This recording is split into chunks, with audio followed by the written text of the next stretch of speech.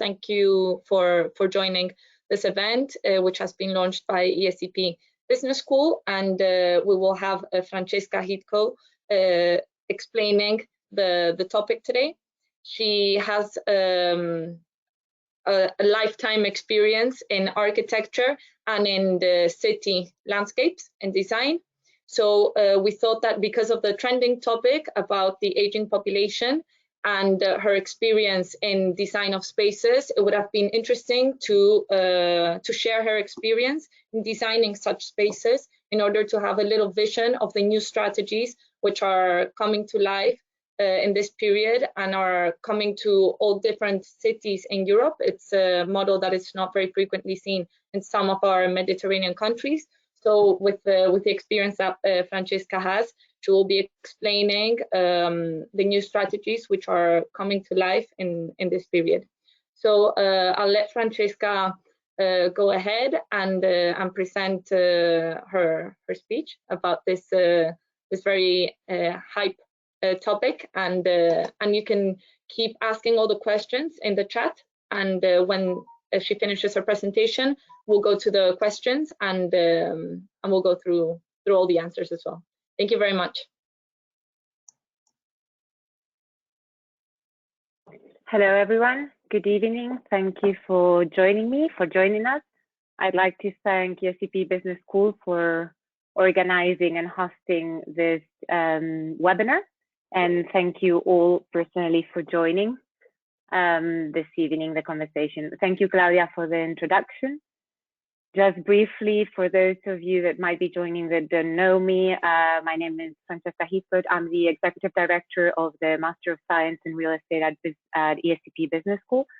And I'm also partner and COO of a family-run architectural practice in Madrid.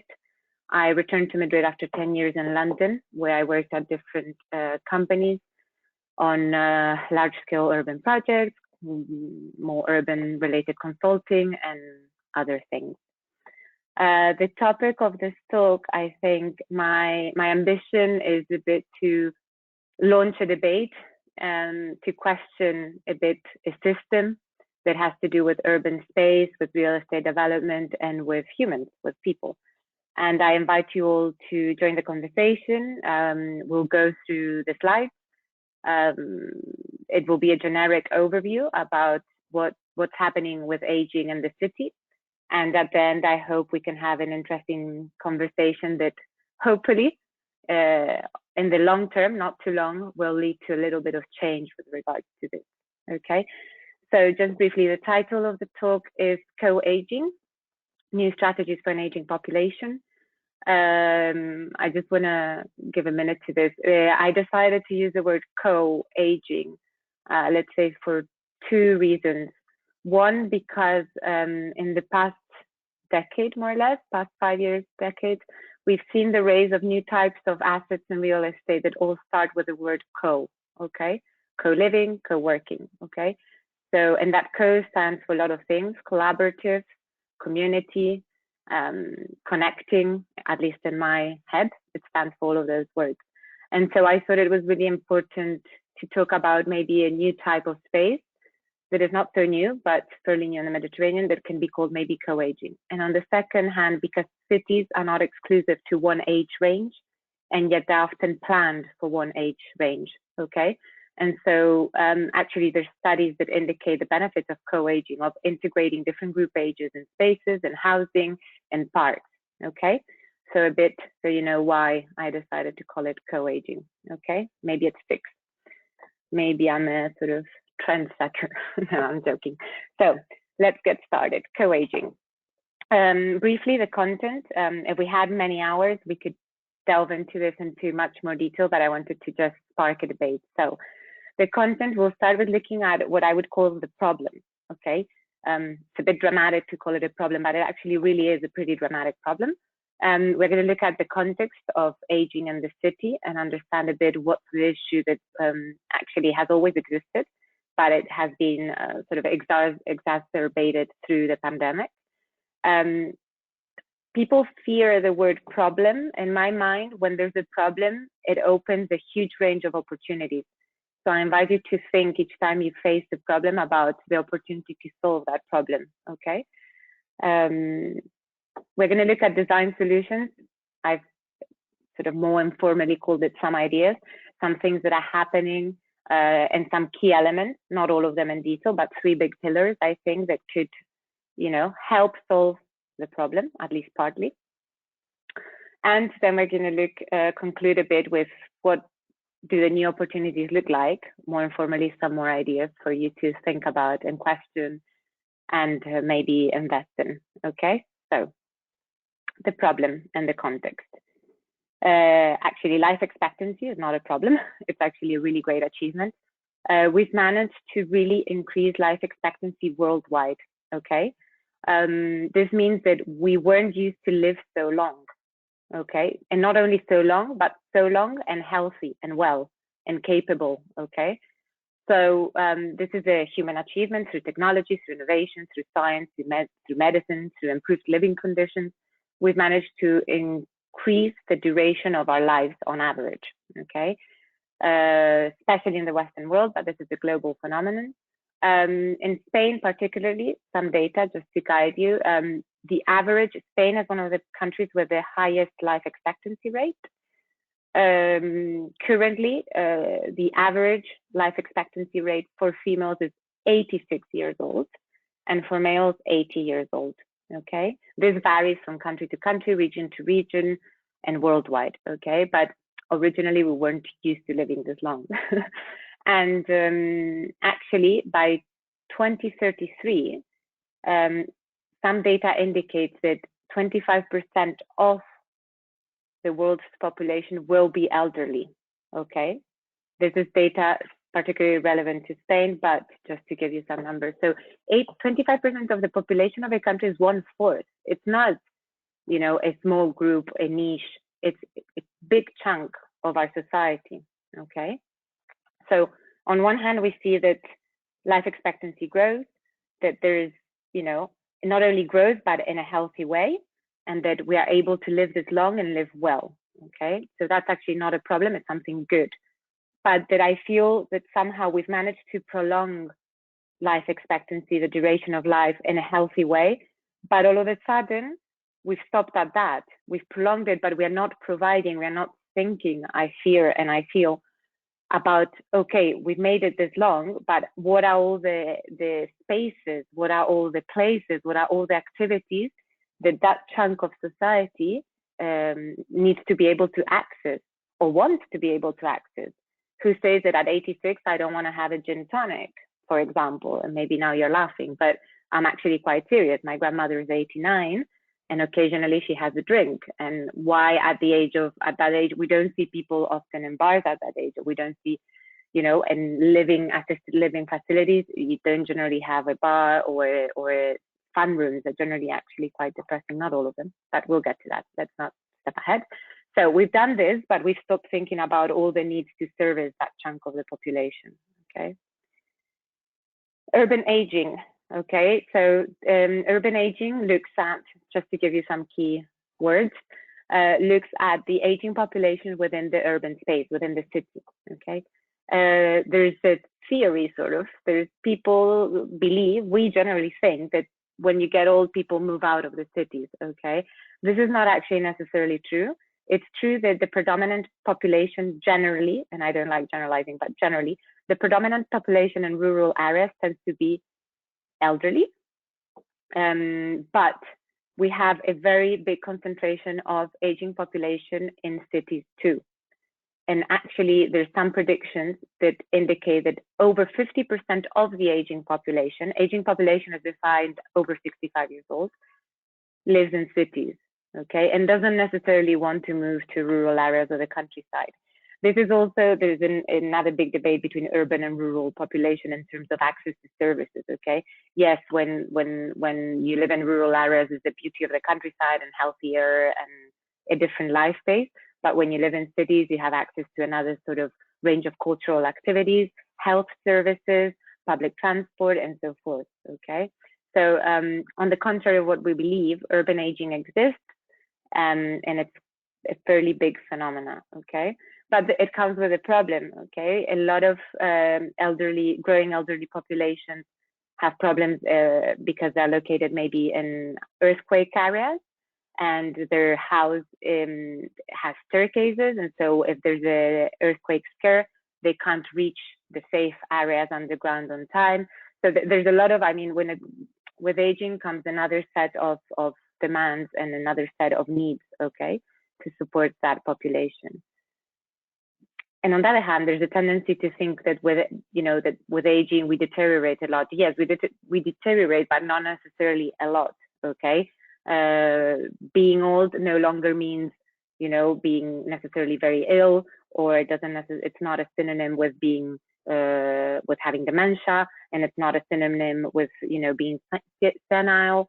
There's an aging population that is active, does sports, goes out, travels, has family. I mean, there's a lot of categories, if we want to say so, within the elderly population, okay? So life expectancy is going up, urban aging exists. They don't want to move to rural areas, or not all of them, at least. And there's a lack of inclusive solutions. And that for me is sort of the problem, okay? At all scales, within the public realm, within public spaces, we don't cater for elderly people, okay? We cater for the average, which is what we're used to doing. But more and more we talk about inclusivity in urban space. We talk about, making spaces integrated and accessible. And we always talk about kids, and we talk about people with reduced mobility, but not often enough we talk about the elderly, okay? And so what ends up happening is that a perfectly capable 80-year-old person that needs to go for a walk doesn't have enough time to cross the traffic light, for example, okay? And these are also personal cases from my family, from people I've spoken to, from research I've read, okay?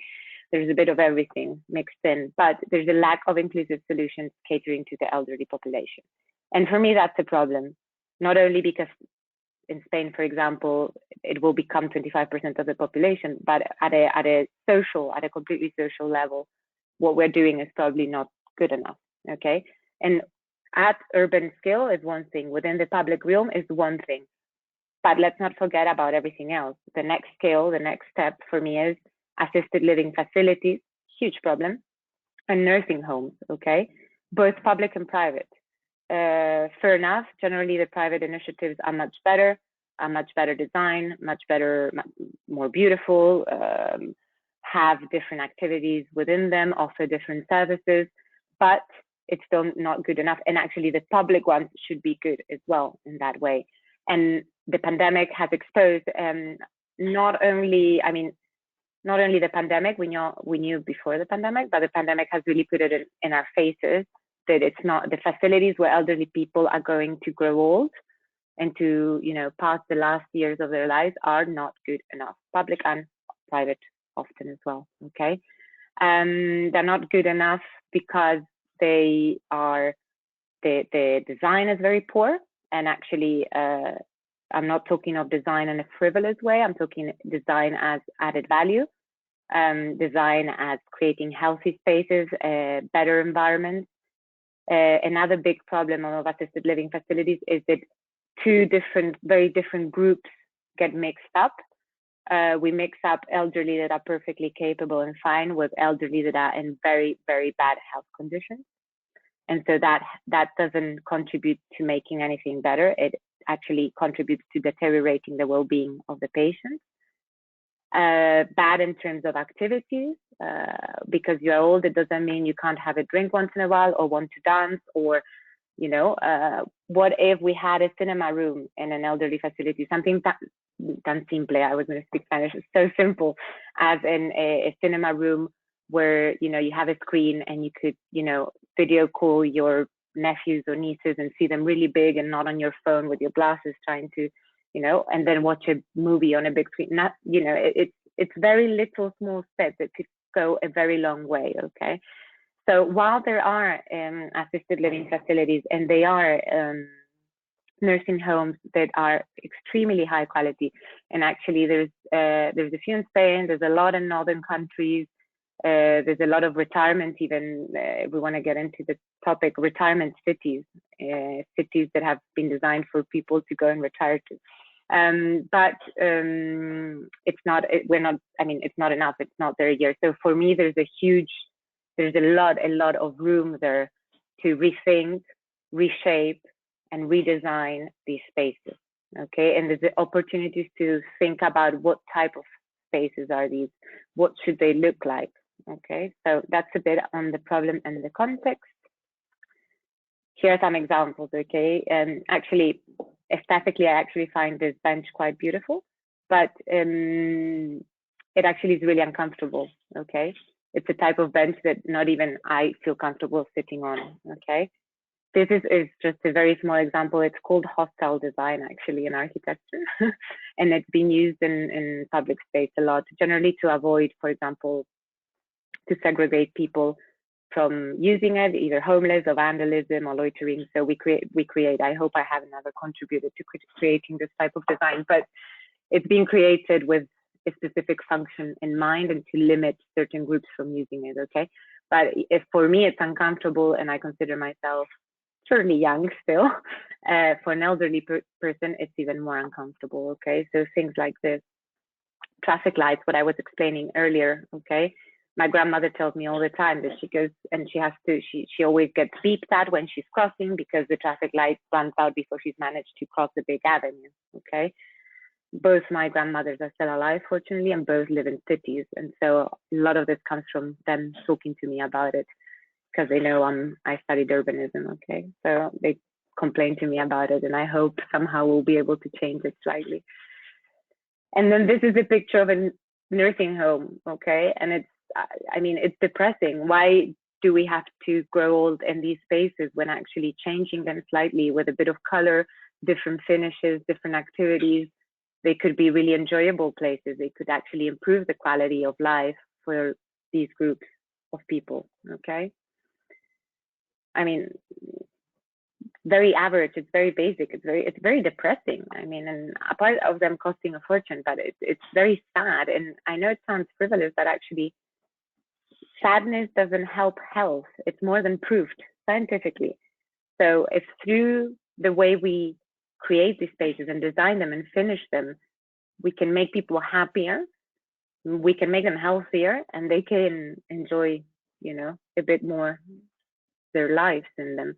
And I tell you for a fact that changing the colors of the finishes or some of the finishes, which wouldn't necessarily increment the cost dramatically, you could really create some really, really great nursing homes or assisted living facilities.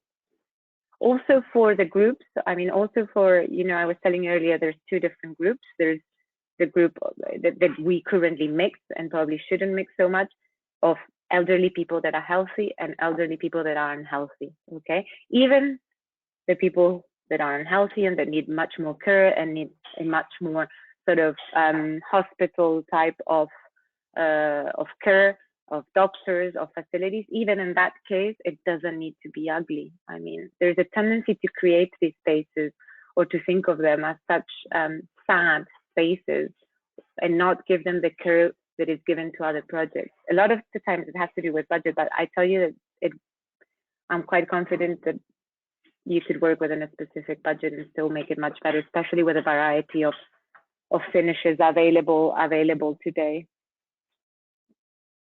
So some questions, maybe some debate opportunity, design solutions for public spaces. So when we talk about public spaces, we need to also cater for the elderly. When we design public spaces, we also need to cater in terms of creating, green spaces that are easy for them to walk on, that you might not trip on, but even for me, because I'm a bit clumsy sometimes, with comfortable finishes, with benches where people can sit down comfortably, with a back seat, with armrests maybe. Even the sports equipment that we find in parks, it shouldn't only cater for sportsy people, it should cater also for people that are older, with different types of workouts. and so forth. So there's a lot of room to rethink public space. I'm not saying it has to only cater the elderly, but it should at least start thinking of them a bit more, okay? Innovation and technology, I think this is a bit of a contradiction in a way, because the current older generations struggle a bit with technology, and sometimes they find it a bit adverse. And I had to train both my grandmothers to use WhatsApp, and they both use it now, but they are getting to it. But my conversation goes even a step further, okay? It's about understanding how to use innovation and technology and implement it so that it's not cumbersome for the elderly, okay?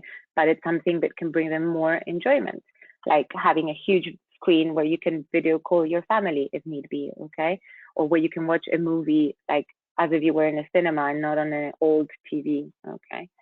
That you can't even see properly, one because it's bad quality pixels, and the other one because maybe you've lost a bit of your sight. So using technology for enjoyment to make their life better, to make it easier, not cumbersome. And also, this conversation is not only targeting today's elderly, it's targeting us. I mean, we hopefully will long healthy and long lives. And so what do we want? How do we want to live our life when we get to a certain age? Okay. And new technologies will arise.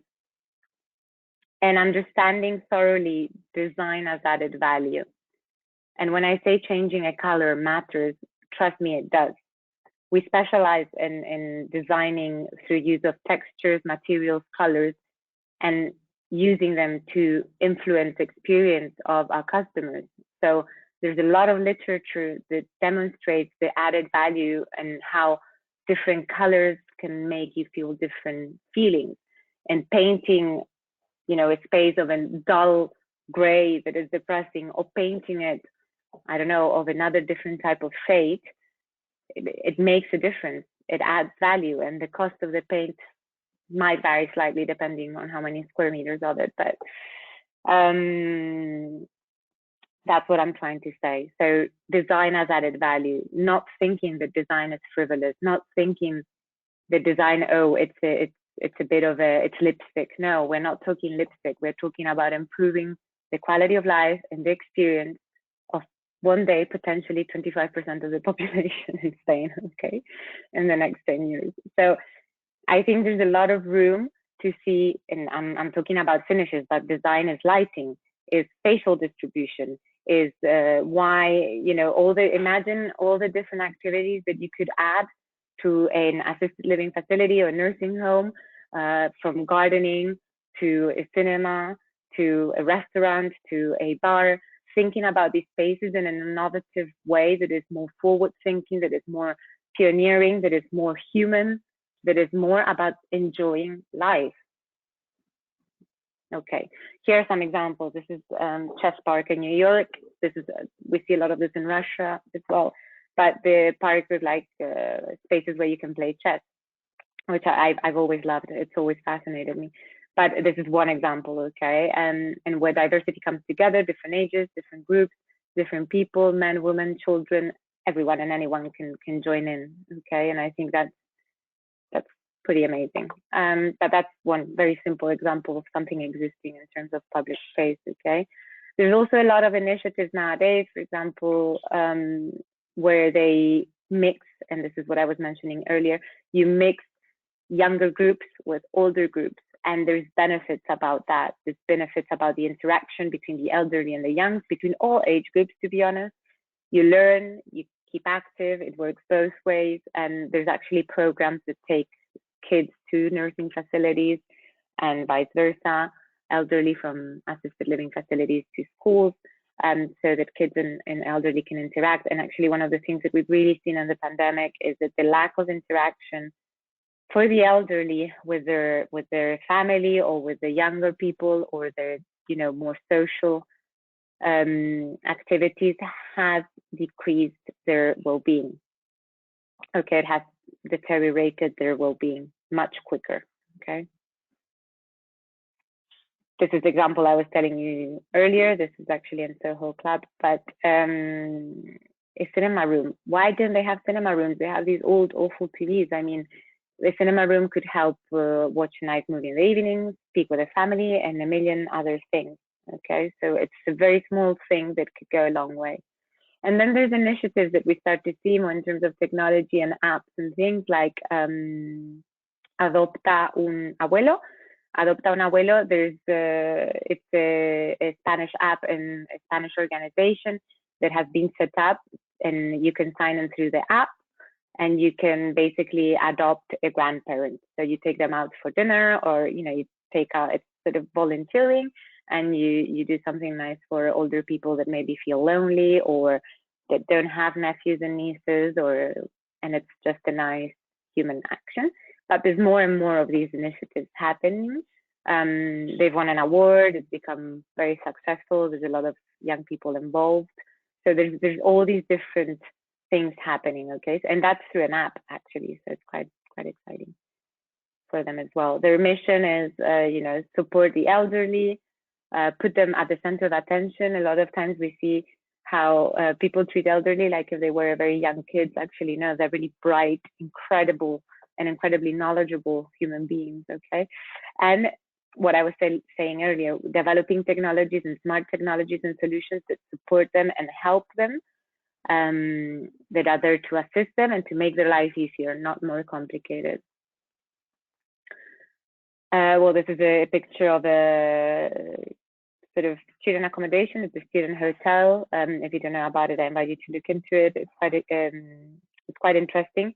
They came up with, at least in my days, when you studied in university and you stayed at the university residences, they weren't really particularly nice. Okay, that has changed a lot in the last 10 years, more or less. And one of the companies that has revolutionized it is the student hotel, because they created these sort of co-working style, really trendy, hip places where they created really, really nice student accommodation. Okay. And actually in summer, while they don't have students, if you are within the academic world, you can book the room. Okay. So it's an interesting model. Okay.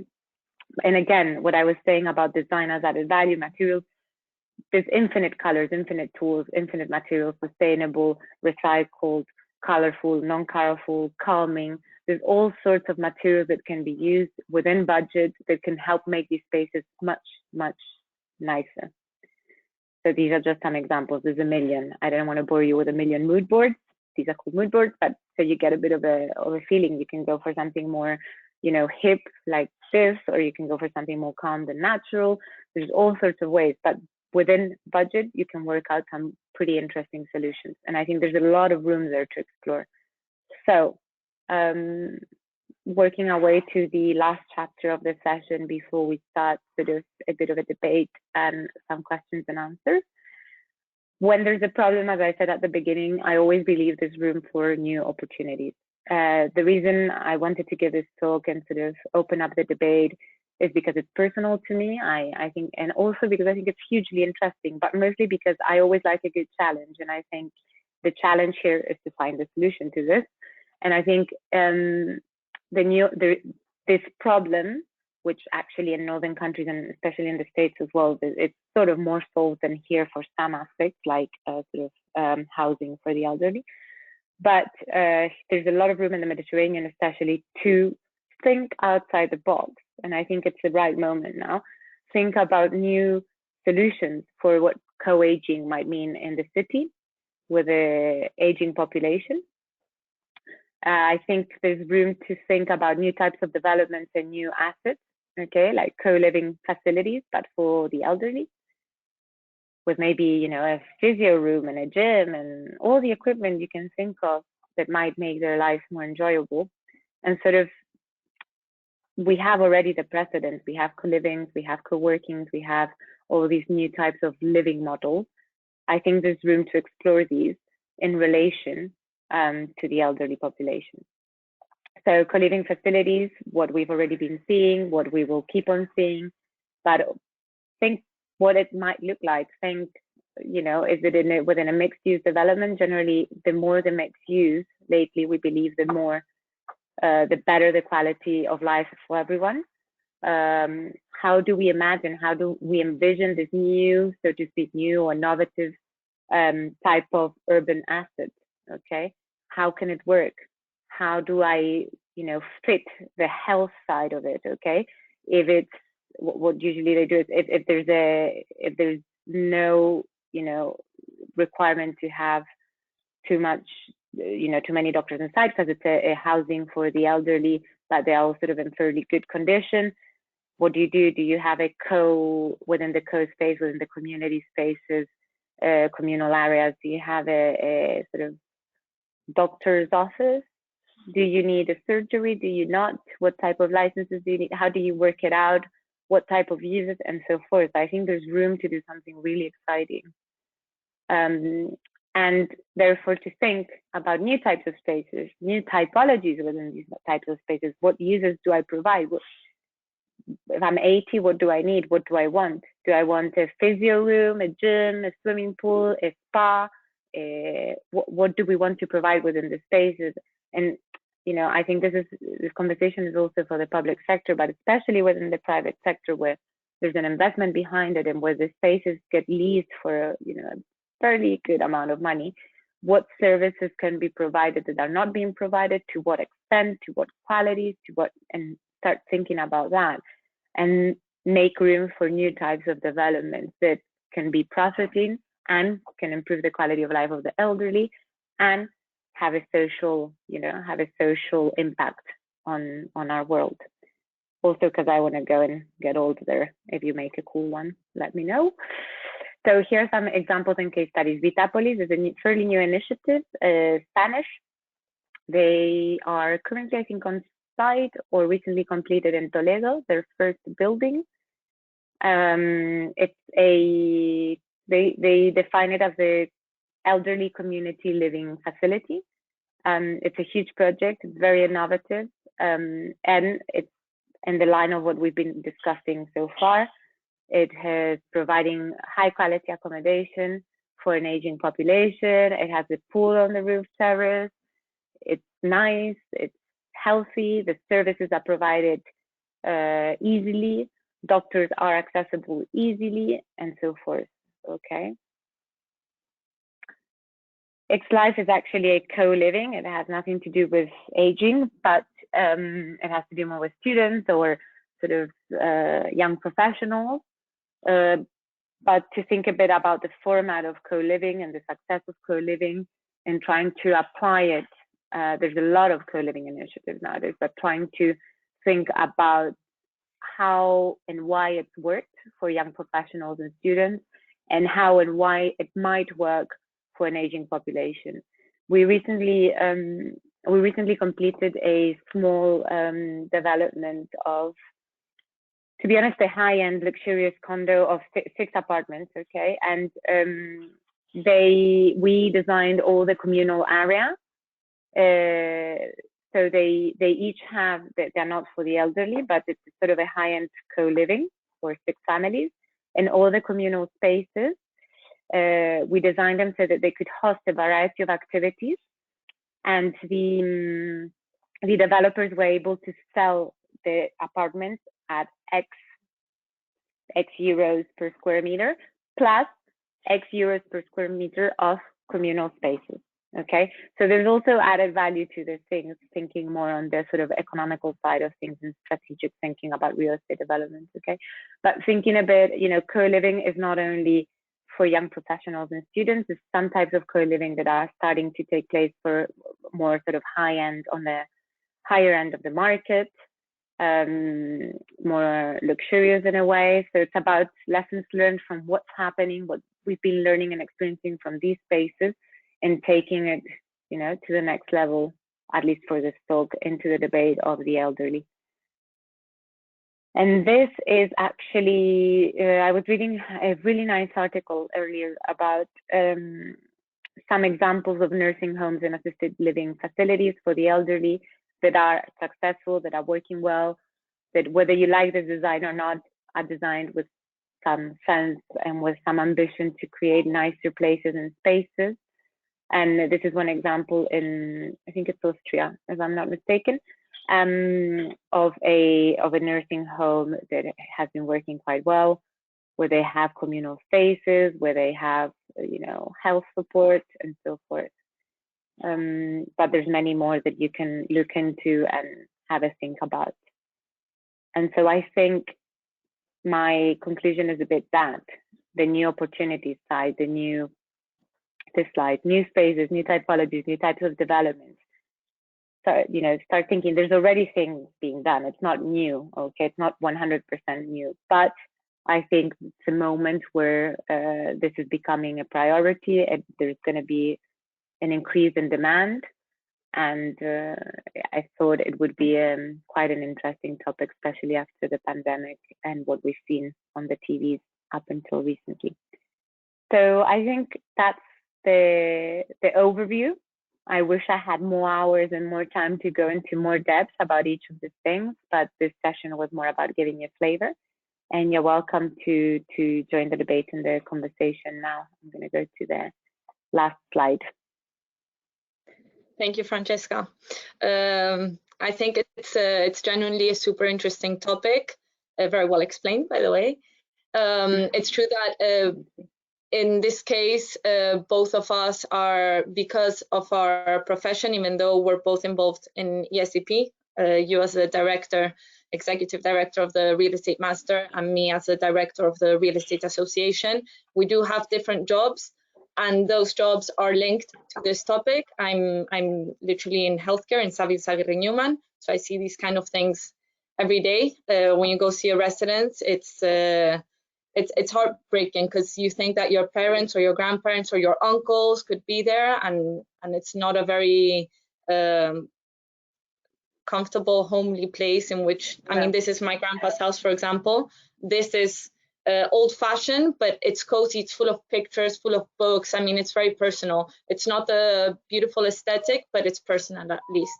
And with your work, all the work that you've been doing from Teresa Sape and Partners, in the type of colors, of textures, it really creates a viability to mix all of these little components and to create a space which is real. And it's true that we're involved, but I remember I once went to this event at Roca, and there was this lady who just went. It was a talk about co-living, and she went and she was talking about the elder population and how things in design, such as where you plug your phone or a lamp, why do they have to be at the bottom? Like, why do they have to be so low? And things like the switch for the light, sometimes they're not very intuitive, or sometimes they're, you know, at weird angles, and the size of the doors, why do they have to be so narrow? Why can't they be larger? I mean, it's still simple things that not only elders benefit from, but also younger people like us. So I think it's a topic that really reaches everyone, and I think it's very, very current. You mentioned a lot that COVID has brought this topic out even more. And actually our first question was, is this valid even after COVID? Because of work from home, cities could be a thing of the past.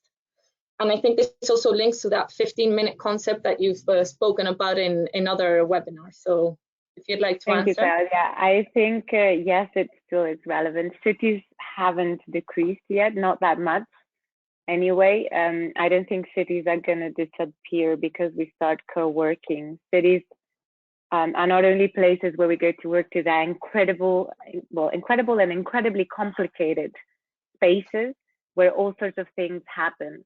And the main, you know, the attractiveness of the cities generally is linked with, yes, the job market, but also the activities available, the services available. If you live in a rural area and you need to get to a hospital, you better have one nearby, okay? It's true, in the city you have a traffic jam, okay? But the access also to primary care and services is much more immediate in cities. So I don't think cities are gonna become desolate. There is examples about cities that have decreased. One is Detroit, which is really extremely interesting because it was based on one only type of economy, so to speak, which was automobile industry. And when they closed down the manufacturing companies there, then the city sort of is one of the few known shrinking cities in the world. But it's quite fascinating what's happening because of it being a shrinking city. So each city has its pros and cons and things happening, which are really interesting. But I don't think because of co-working, cities are going to disappear, okay? And I don't think either that we can support all jobs in the industry through co-working, okay? There's jobs that need to happen still in person. I can, you know, during the pandemic, I was overseeing some constructions through the camera, but it's not the same, okay? For me, it's much easier to put on my boots and my helmet and go on site. It's much quicker, it's much easier. I can see things better, I can understand them better. With our team, to be in the office, it's much more enriching than to be online. Online is useful for producing good production, no distraction. But for brainstorming, creating, thinking outside the box, you need to be in the office.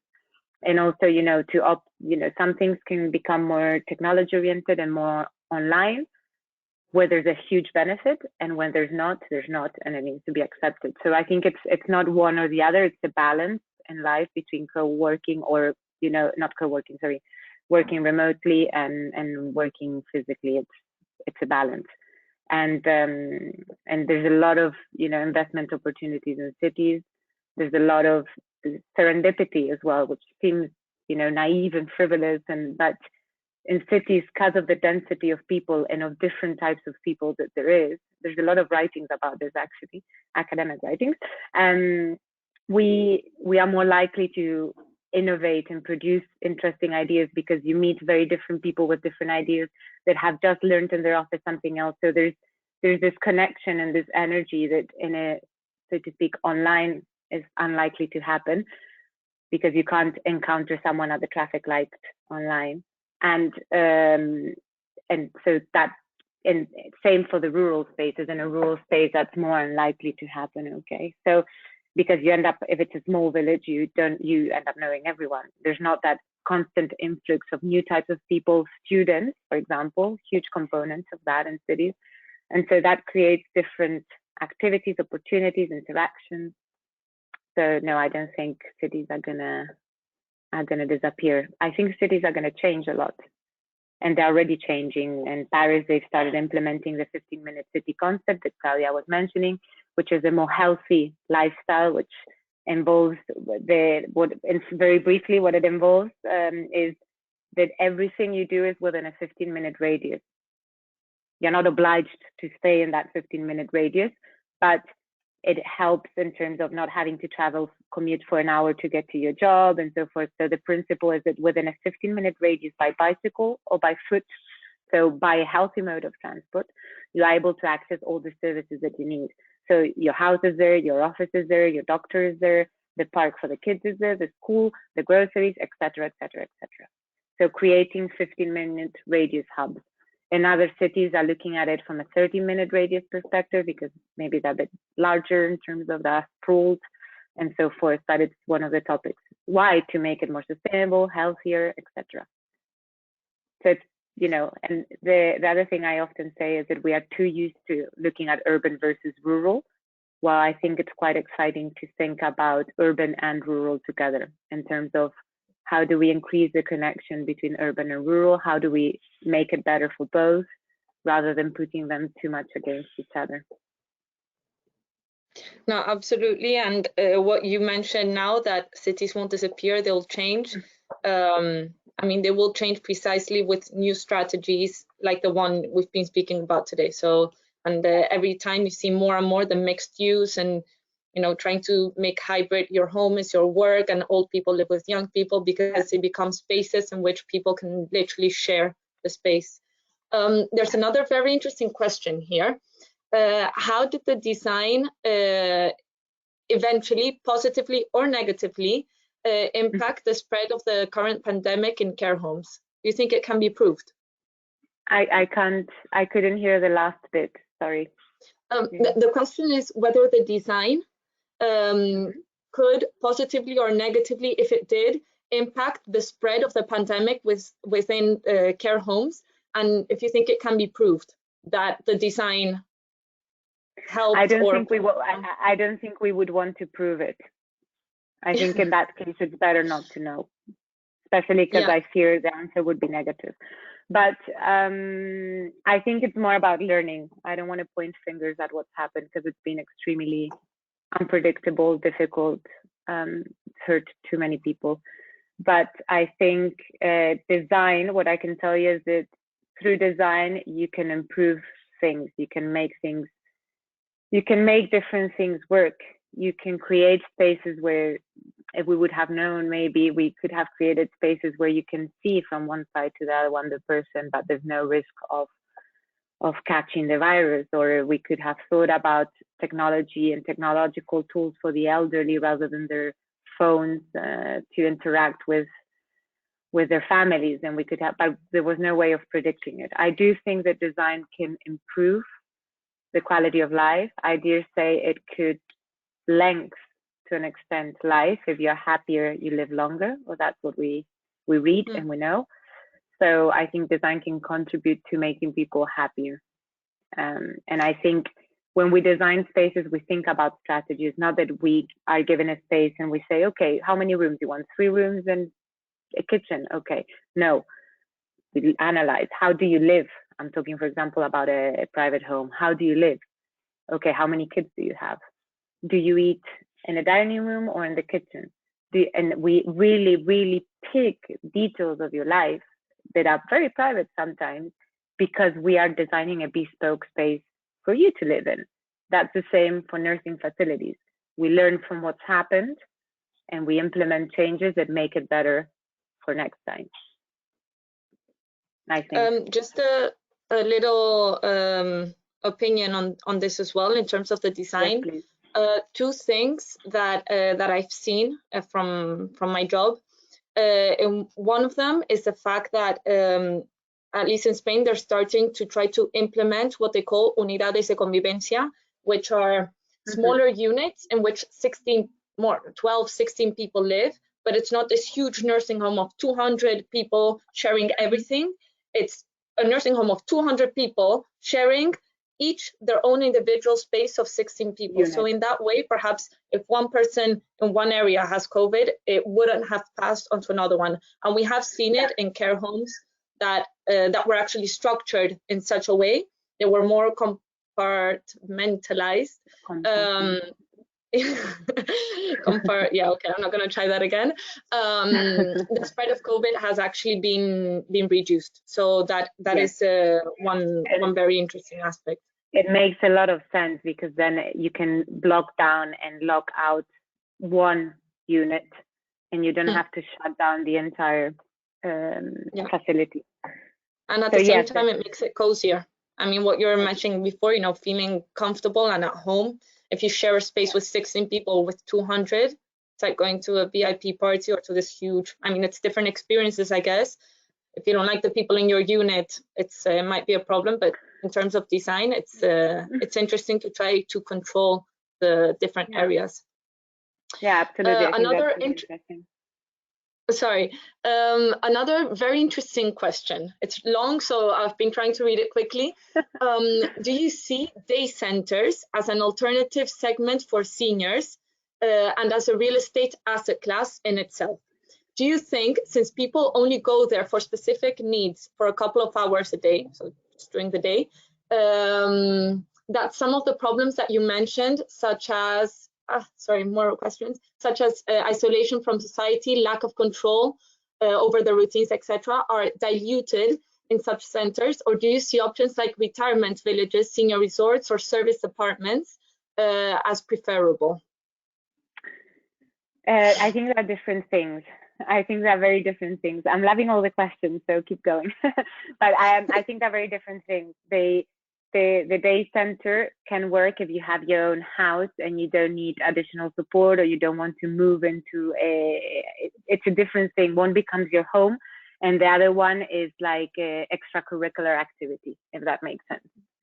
So I think day centers can help a lot. I think there are a lot. I've been to a really nice one. We do some charity in the office and some pro bono work, and we help a sort of day center for mentally ill people, and we do workshops with them with color and stuff, and it's incredible. I mean, they only go there to spend their day. They don't live there, but they have workshops and they have ceramic classes and they have a vegetable garden that they have to look after, and it's an incredible place. So I think day centers help a lot. I just think it's a different type of asset, so to speak, than actually a nursing home. The nursing home would include everything that the day center has, but it's also a home, and the other one is more like pop in, pop out sort of solution. And what was the second part of the question?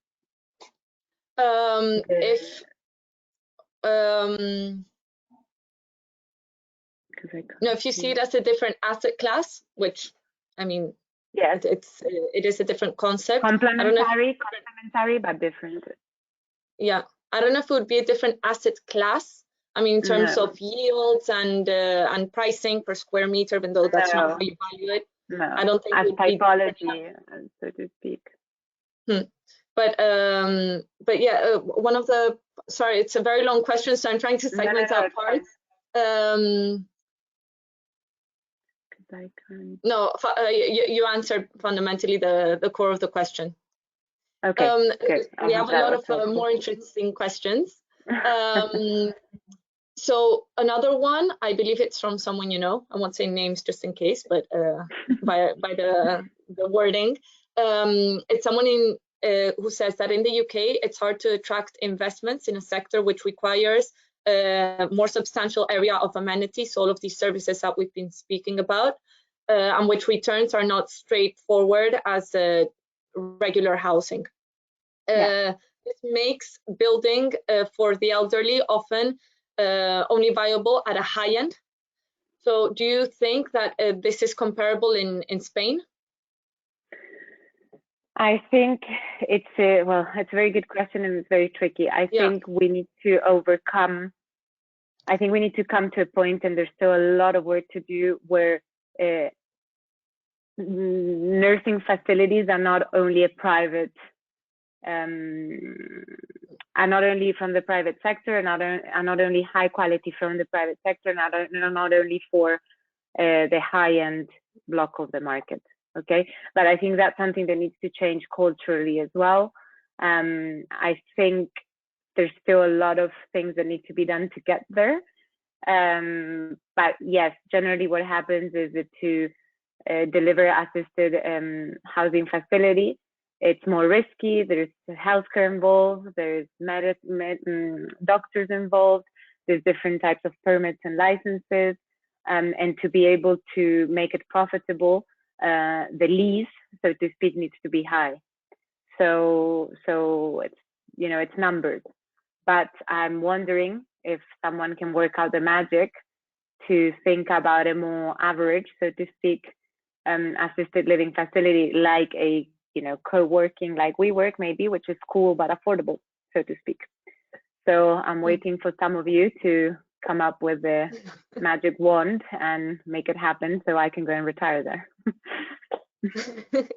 No, it is very interesting, and when you see all of the services, you do need to look at the financial aspect, but clearly it's true that when you have a high end, you can give better services, and therefore you can ask for a higher tariff, and therefore cover the cost of those services that you're offering. And perhaps that's also why public care homes, for example, they are lower quality, because they don't invest as much resources into it.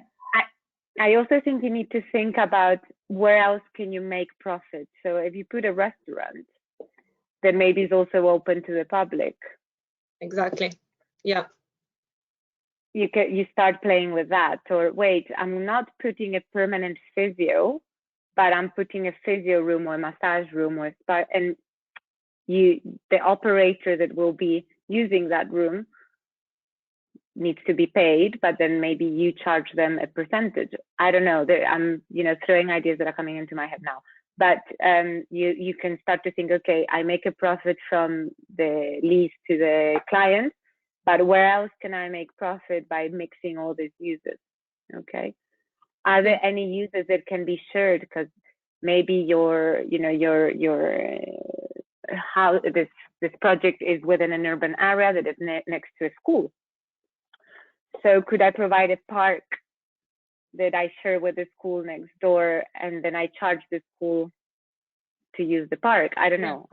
You know, think about other. It's not only the lease of the client. Think about other ways to make profits from a mixed-use development. Also, you know, different facilities might be used at different times. So maybe your gym can be used, you know, I don't know. It's not easy. Yeah. It's not straightforward, but that's the challenge.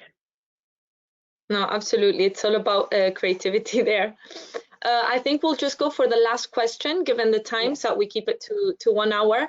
If you were to implement a design strategy, what would be the first changes that you would do?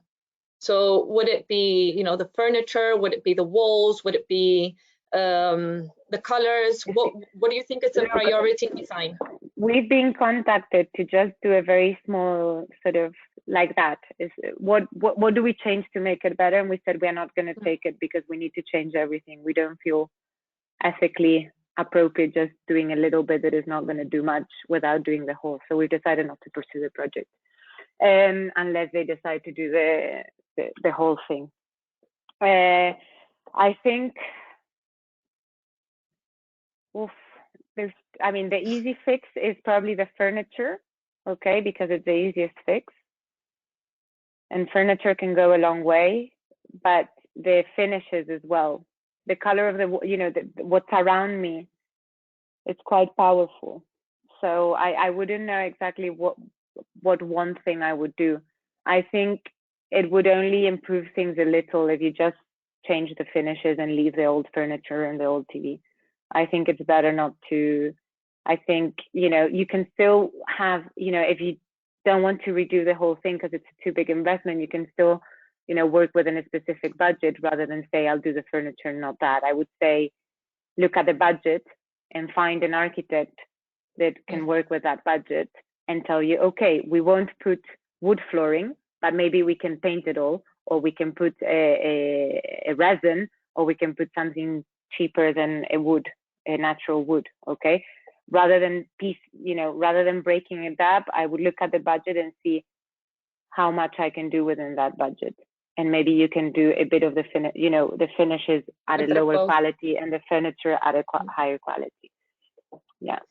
Just to finish off, I don't know if anyone here attending has gone, but Ikea, which is fundamentally a furniture company, at one point in Alonso Martinez, they did an expo in which they were investigating co-living, and people would go there. There was also the same survey online, but you could go to this exposition that they had done, and they were researching new ways of co-living, and people would just go in and they would be filling in the survey and saying whether they wanted to live in the city, outside the city, with a dog, sharing with people who weren't their age.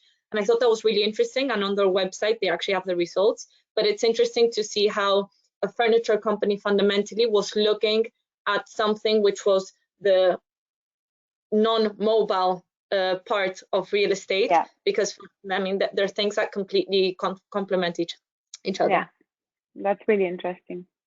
Yeah, I'm gonna take this minute to just say thank you everyone for joining, for listening, for staying, for asking. Thank you, Claudia, for your exceptional and amazing support.